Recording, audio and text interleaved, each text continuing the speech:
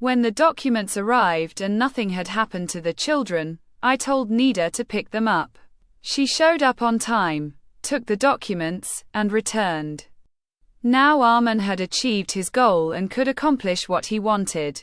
We were both getting closer and closer to the end of the line he had said, and I was hoping that this limbo would end. However, I had to be careful not to make a new request or ask for it from me. I no longer had the desire. The next step was to cut off the branches and leaves around him. From Masa and Saeed to his friend Barbad. Although he helped me that night, he was the devil's friend. In my own house. When Aunt Zara saw me, she smiled and looked me over from head to toe. And hugged me warmly and motherly. How much I missed that hug.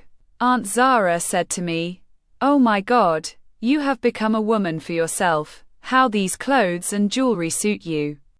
This life was your right and I am glad you got it. Thank you for your gifts too. Just don't you think it's a little late for me?" I said with a laugh, "The value of these jewelry to you? Them are of no value to you." Aunt laughed and said, "You have found a way to change your mind. You see, Nida."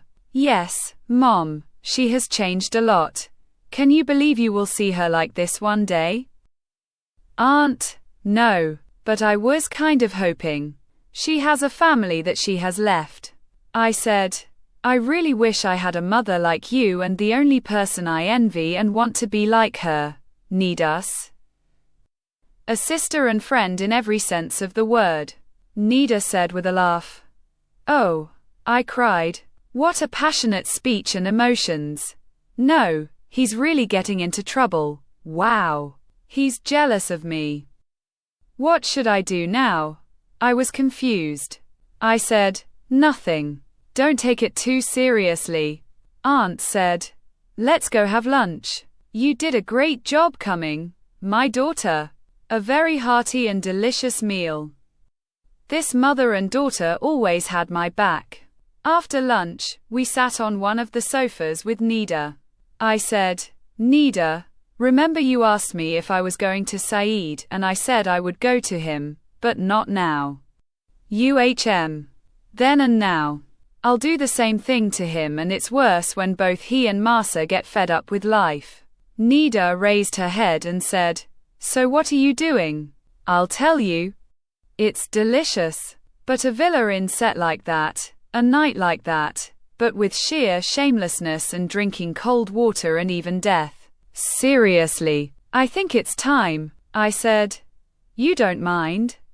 You were worried and scared back then. It's not that time anymore and you're that person. I know you want to do this to the children watching. So I'm relieved that you can't do anything yourself and that people like you. I wish you were too. I would have liked to, but staying away is the best option for now. Arman is a smart person. And so is Mahan. As long as the mentality of you and I being friends remains intact in their minds, it's in our best interest. Just film me. I want to watch every moment, everything you do. Even dirty things and every trouble you cause them, no frowns or judgments. Revenge is harder than what they did to you." Unconsciously, I hugged him tightly and kissed his cheek. He protested. "What do you know? You made me cry." "I'm so sorry," I said. "So now you're food." I suddenly pushed her and threw myself on her and started tickling her. She was struggling and couldn't help but laugh and hold herself tight, even though she tried to get rid of me. But I wouldn't let her, and I had made her cry a lot and made her beg. Aunt came to us to see what was going on, and seeing our situation, she nodded and said, "His ship. Have mercy on her." I continued my work for a while. I was out of breath from holding and tickling her and I let her go.